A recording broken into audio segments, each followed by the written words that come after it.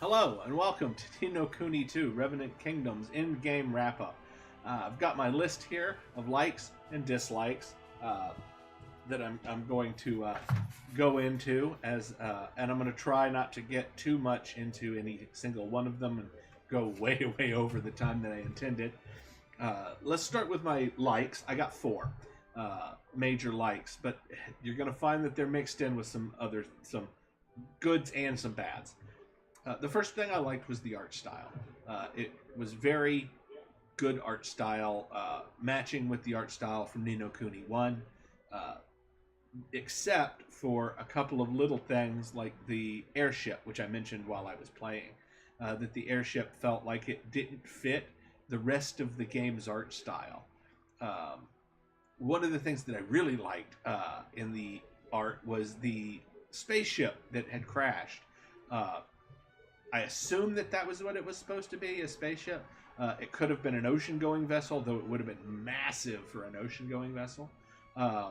But anyway, the point is that I really liked the way that looked. And there may have been a storyline associated with that I never got to because I just got so tired of doing side quests and stuff. So I wish there had been a storyline that, was more prevalent in the story, having to do with that gigantic, awesome thing that we found at the very end of the game, in the last portion of the world. Number two, the actual story, once you got to it, was pretty good. The problem was that there wasn't enough tie-in to the early game of the story. I mean, the only parts that tied in at all in the early game was the parts where the dude just appeared and stole people's king's bonds.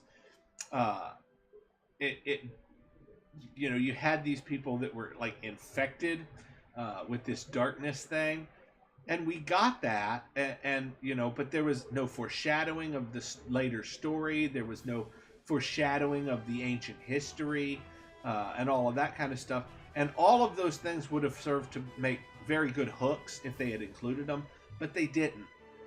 And so what you ended up with, in my opinion, and of course this is just my opinion, all of this is just my opinion, but what you ended up with, in my opinion, was a game that was really interesting for, 1/4 at the end, while the rest of it was really slow and boring and just kind of disconnected from the story.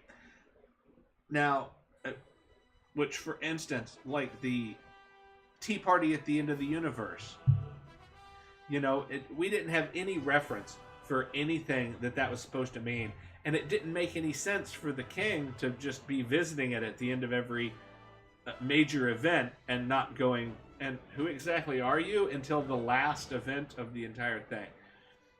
It really didn't. Yeah, it just didn't fit. It just didn't feel like it was part of the story so much as just a recapping that didn't recap anything. And then the reveal of what it actually was at the end of the story just felt really weird. Not like, oh, that was really revealing and really important. It was just like, well, why did they bother including that? So, at that point, it just didn't feel important. That it was, the reveal should have felt dramatic, but it didn't. So the third thing that I liked, I know, it's these likes, they have all these dislikes that are sort of mixed in with them. They're all little piddly things that I just had a problem with. But the army combat, I loved the army combat, where you got your little units and you got on the field with your enemies' units and you went and I loved it. I thought it was fantastic. It was one of the best little strategy type things. I wish it actually could have included a little more strategy. Where you could have had places where, like, you could get behind a wall and shoot over the wall, and the wall would actually stop them for a few seconds. Whereas this, it didn't really work that way. The AI was not that great, for the others. So you would try to lure this one that was just right next to you, but then all of the other units on the field, even if they were 500, miles away, they'd start running towards you at the same time that one did. So all of the units felt like they were connected. So if you didn't kill that unit off or run away as fast as you could, then you eventually had to deal with the 7 other units that were coming from halfway across the world and everything. So that really screwed up kind of a lot of the strategy part of it. But you could still use some strategy. There were places where you could get up above your enemies and fire down on them, and they couldn't retaliate, or could only retaliate, very, very shallowly. It was a lot of fun. That the way that it was put together was a lot of fun. The way that it had things that you could do to increase it, the boosts, and the not just the ones you could pay for with King's Guilders, but you could actually use your military might to summon like a dragon, which I got late in the game. And those were really fun battles. But none of those main ones that we did, could have really been done if I hadn't stopped at some point and gone and dealt with the problematic part of those army combats, which was the fact that they didn't give you enough of them. There was a level 5, and then there was a level 3, and later on there was a level 9 you could get to, but between 9 and 20, there was almost nothing until you got to the special one that you got in like chapter 3, where you could fight the gold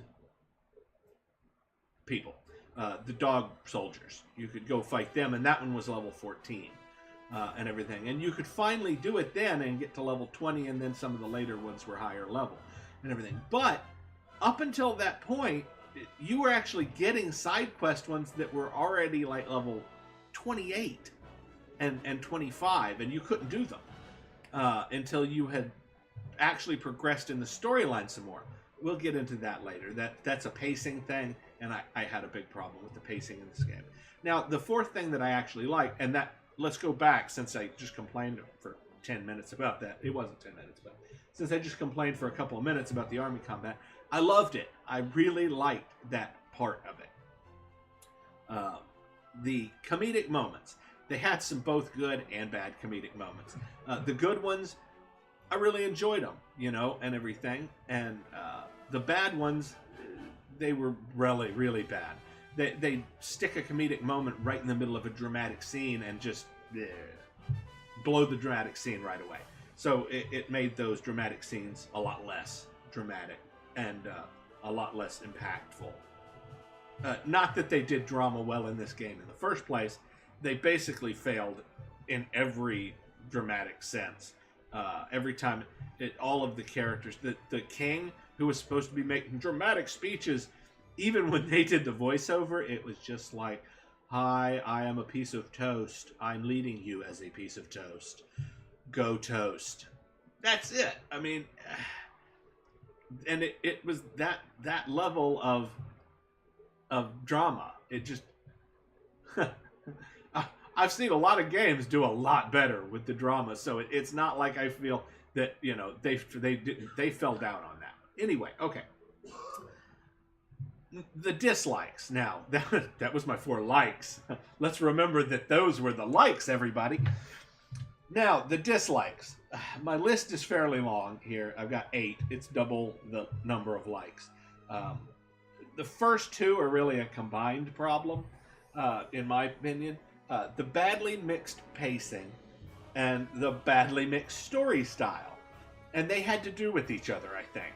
Because by story style, I mean you've got open world and you've got guided. You've got linear, guided. Now, there are obviously a lot of games that combine those two things. They combine the open world and the guided style, or the linear style. And some of them do it well, and some of them do it poorly. This one did it extremely poorly. They tried to give you an open world feel, like assigning you side quests that you couldn't do until Chapter 9 when you were in Chapter 2 or Chapter 3.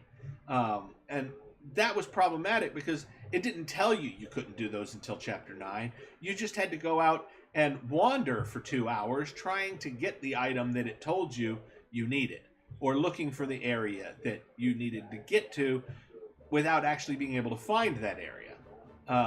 Or like when I was looking for the 4-leaf Soaraway, you actually went to an area that was supposed to give you the item and then spent 2 days, which is what I spent, running dream doorways, trying to get the item, and then never getting one. Because it didn't tell you that the item only dropped less than 1 in 1,000 times that, you killed the boss for that.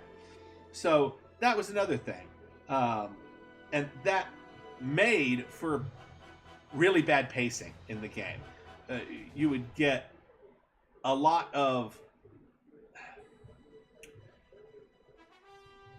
You'd have to do all of this stuff to do these side quests in the beginning of the game, and I ended up level 35 and just walking past everything while I was doing the main storyline instead of actually fighting battles and actually, feeling like I was engaged in that story.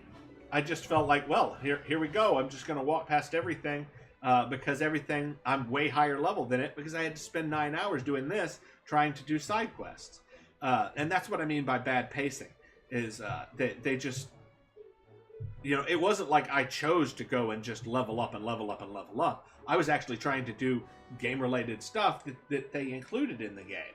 And I ended up being much, much higher level than I needed to be for the main storyline. So you either had to choose between doing the side quests and managing your kingdom and doing that stuff, and then being way too high level and feeling disconnected from the main storyline, or you had to go do the main storyline and then go back and spend even more time catching up later. I don't know. So their pacing was terrible. And their mixed story style didn't work. They tried to make it open world, but it was closed world the entire way. And I don't mean just guided closed world. I mean, it was just closed world. You had all these sections that you couldn't get to, but they were giving you quests that required you to go there. And you couldn't go there. An open world game would have made everything available, even if you weren't high enough level to go do it. You could get to the, sandy desert area. You just couldn't kill anything because it was too high level, which would have been preferable to me to know, oh, that's where that item I need is. I just can't do that yet. But then they'd put that quest, have a level 27. And it's like, well, hell, how the fuck are you supposed to get an item at level 27 from level 50 stuff? So, okay. Let's move on to my third problem, my third dislike, the action-based combat system. The combat system itself was fun. The swinging of the swords, the moving around, the running, the jumping, the rolling, that was all fun. I think I hate that kind of combat system, but I'm letting that move. I'm moving past that part and saying I thought this definitely probably was enjoyable for people who like that kind of system. What I didn't think was good about it was that the AI sucked. The AI was horrible. You actually had to rely on your other two companions to do things that you needed them to do, to deal damage and stuff like that, because everything was made for you and your companions to be able to fight it. But your companions wouldn't use their skills and abilities wisely.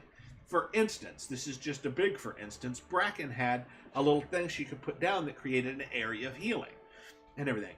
She never used that. The AI did not use that ability. Not one time. The entire time that I had her in, which was since we reached Broadleaf. I hit Broadleaf and bam, she was in the party and I never took her back out.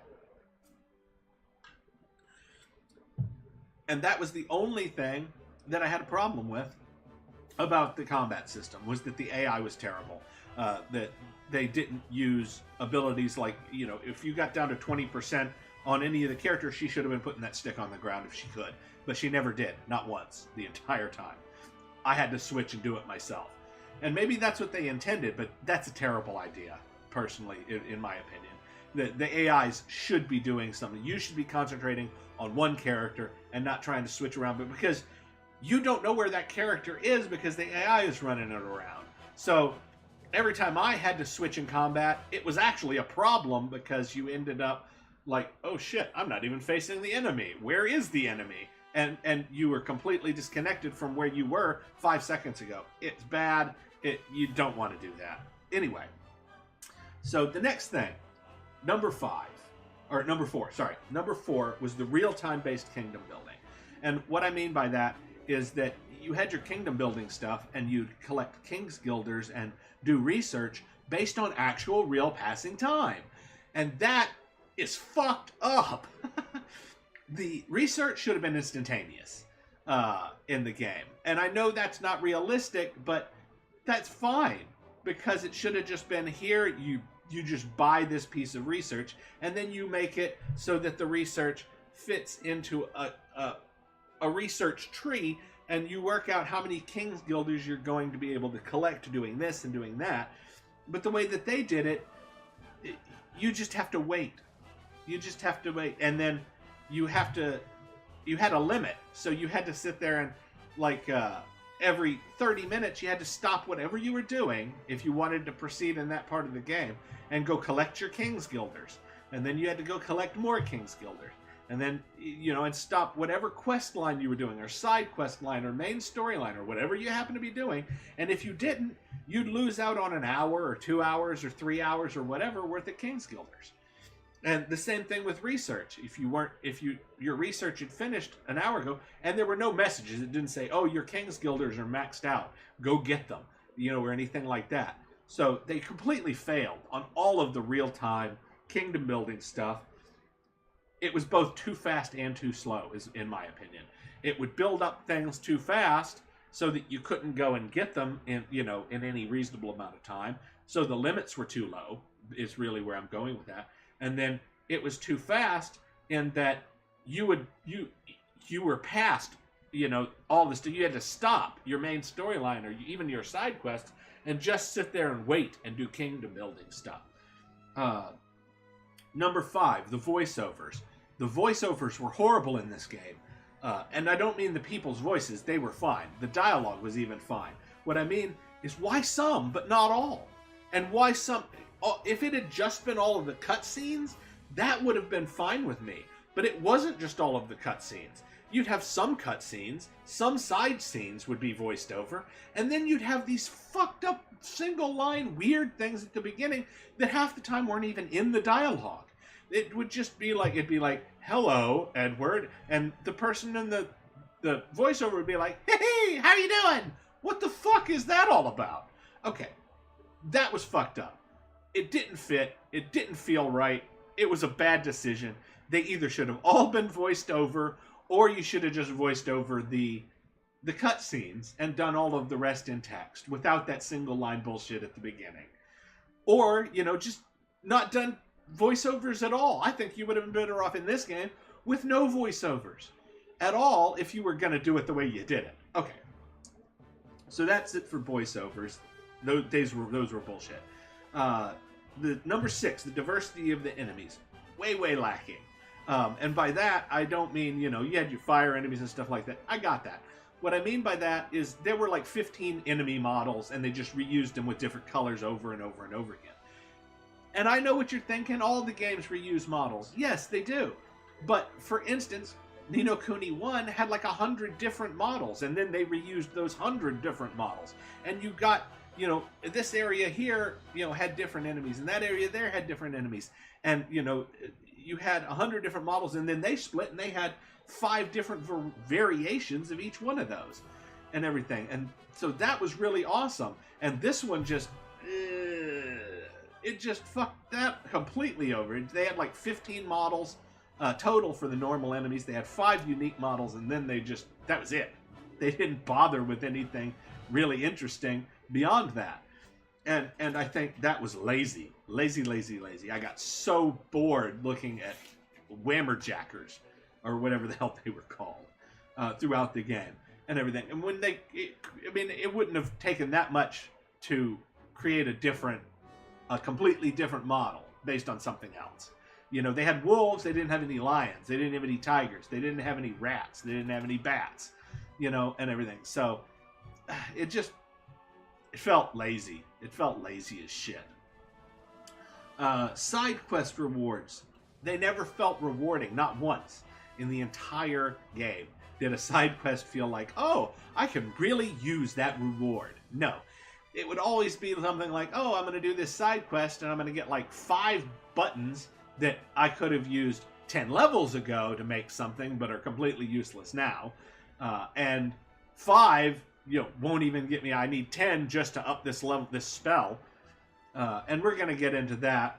That's still on the list, way down at number 8, about the materials, but we'll just skip that for now. The point is that the side quests, if they gave you a sword, you already had a sword that was at least 3 levels higher, of improvement.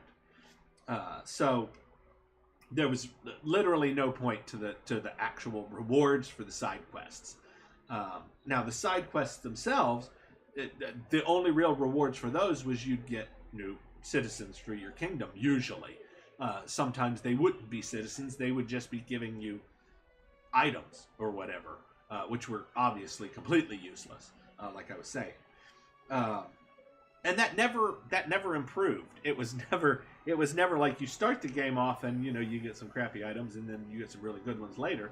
It was never like that. By the time you were getting stuff like 4-leaf Soarway, you didn't hardly need it. It was basically useless at that point. So because you could get 3-leaf Soarway, which you had a lot better use of and basically healed you all the way up anyway.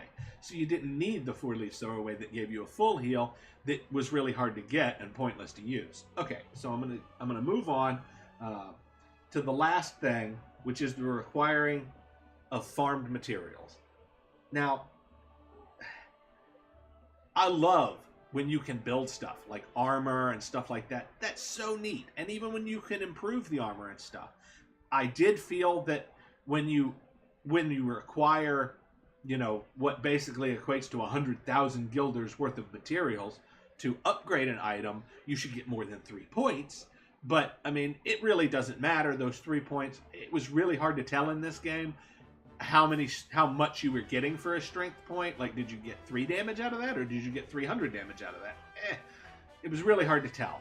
So, I can't say much about that. 3 points might have been really great, and I just never really noticed.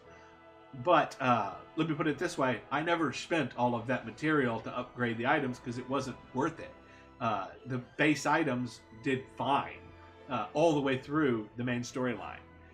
You never had to upgrade anything, which I think basically made it worthless to do that. It also made it worthless to do the side quests, which rewarded you with stuff to do those upgrades with. So, but the spells, those did have to be upgraded, and they required massive amounts of material that you couldn't just easily farm.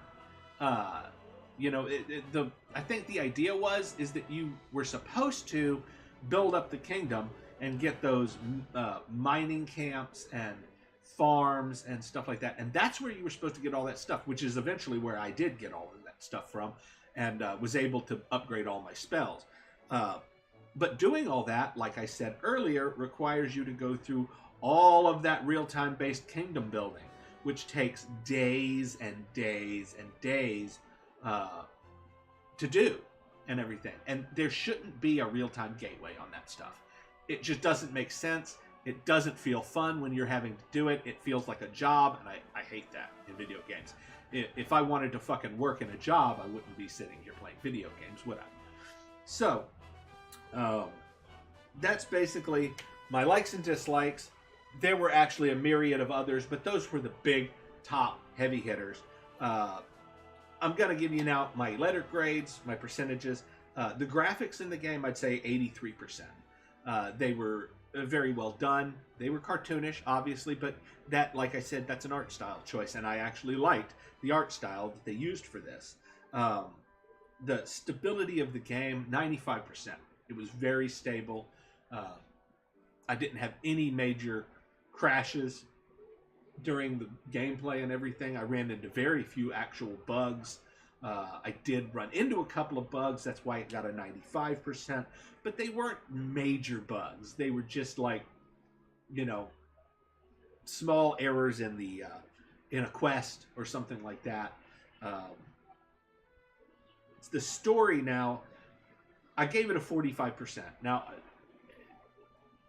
I think if I was giving a grade to the last quarter of the game's story, I would give it probably an 85%. But the first 3 quarters of the game brought that average down, and so I think the story is a failure overall at 45%.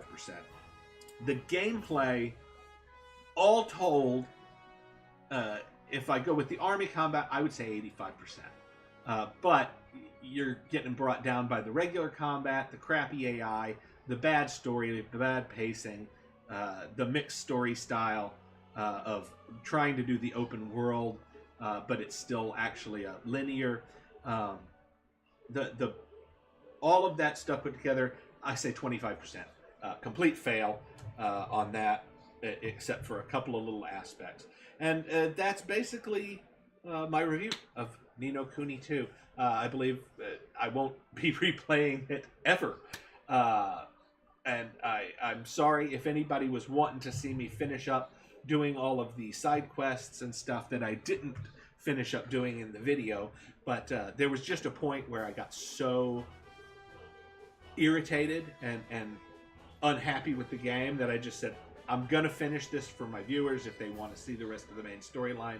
But I just can't. I can't spend any more time on it. I just, it's not having fun playing it anymore. And, but I do hope you enjoyed watching the videos, and I hope you enjoyed watching this review. And have a great time, have a great day, have a great game.